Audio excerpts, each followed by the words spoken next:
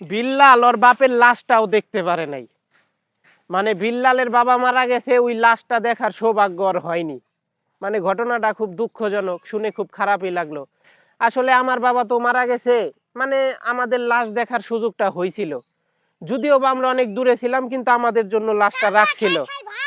কিন্তু বিল্লালের জন্য ওর বাবার লাশটাও রাখে নাই। খুবই দুঃখজনক একটা ঘটনা, শুনে মনটা খুব খারাপ লাগলো। একদিকে যেমন মনটা খুব খারাপ লাগলো, অন্যদিকে রাগ উঠতেছে। তার কারণ 100 টাকা বিকাশ ক্যাশ আউটে তার বাইকটা নাকি দিয়ে দিবে কাউরে। এটা নিয়ে আবার খুব মানুষ দেখাইতেছে, যে কান্নাকাটি করতেছে আইসা, যে বাইকটা দিয়ে দিবে। আরে বোকা, 100 টাকা, 100 টাকা কইরা যদি 2000 মানুষ দেয়, টাকা হয় 2 লাখ। আর ওই ওর বাইকের দাম আছে 1.5 লাখ, 1.5 লাখ টাকায় বাইক দিয়ে দিব, আর ওইদিকে 2 লাখ টাকা ওই কামাইবো। এই বিষয়টা কেউ নজরে রাখতেছে না। আসলে এইগুলিরে কি দালাল কমু না চোর কমু, আমি বিষয়টা কিন্তু বুঝতেছি না। মাঝে মাঝে বিল্লালের কিছু কর্ম, কিছু কাহিনী দেখা খুব মায়া হয় ওর জন্য, খুব খারাপ লাগে। আবার ওর কিছু কাহিনী দেখা খুব জেদ ওঠে। মানে কিভাবে লুটে পুটে নিচ্ছে, প্রত্যেকটা মানুষের কাছ থেকে 100 করে টাকা নিচ্ছে ওই। ঠিক আছে, নিয়ে 100 টাকা কোনো বিষয় না, কিন্তু এই 100 টাকা যখন 5000 মানুষ দিবে, টাকা হবে কত? 5 লাখ। বুঝছেন বিষয়টা?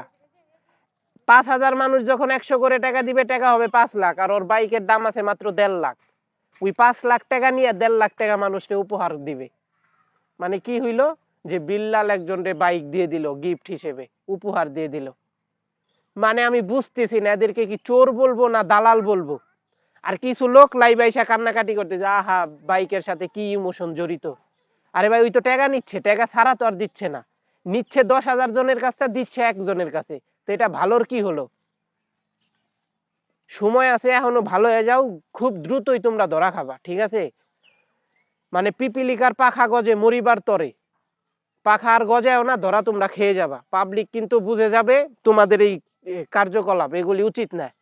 তোমরা 5,000 10,000 লোকের কাছ থেকে টাকা নিয়ে একজনকে তোমরা 1 লাখ টাকা দিচ্ছ, তো এগুলি কি পাবলিক বুঝবে না? অবশ্যই বুঝবে। পাবলিক আর কতকাল বোকাচোদা থাকবে? ঠিকই তোমরা ধরা খাবা, ঠিক আছে? আর তোমার জন্য মানে খারাপ লাগতেছে এই কারণে, তুমি তোমার বাপের লাশ দেখতে পারো নাই, কোনো বিষয় না। অনেক মানুষই আছে তার বাবার লাশ দেখতে পারে না। যাই হোক, তোমার জন্য একদিকে শুভকামনা, আর একদিকে জানাচ্ছি যে এগুলি ভালো হয়ে যাও, বুঝছো? নাহলে যে কোনো দিন মারা খেয়ে যাবা তুমি।